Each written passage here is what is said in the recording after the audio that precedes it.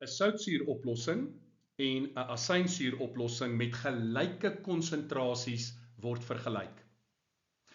Hoe vergelyk die hidronium-ioon-konsentrasie van die soutsuuroplossing en die pH van die soutsuuroplossing met die van die asynsuuroplossing?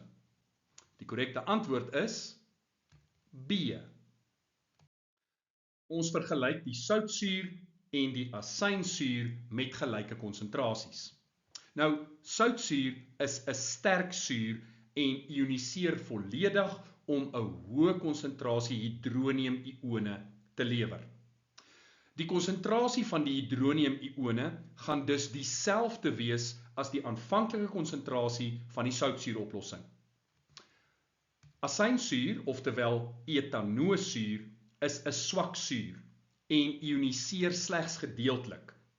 Dit beteken dat die hidronium-ioon-konsentrasie baie laer is as die aanvanklike asynsuur-konsentrasie. Ons bereken die pH deur gebruik te maak van hierdie formule op jou formuleblad. Nou om dit maklik te maak, die pH is logaritmies omgekeerd eweredig aan die konsentrasie van die hidronium-ione. Met ander woorde, hoe hoër die hidronium-ioon-konsentrasie, soos in die geval van soutsuur, hoe laer is my pH, en hoe laer my hidronium-ioon-konsentrasie, soos in die geval van die asynsuuroplossing, hoe hoër is my pH.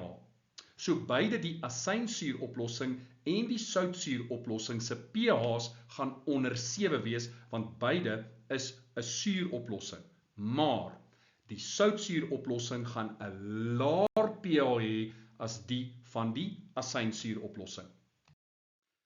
Die soutsuuroplossing het dus 'n hoër hidronium-ioon-konsentrasie as die asynsuuroplossing en gevolglik 'n laer pH.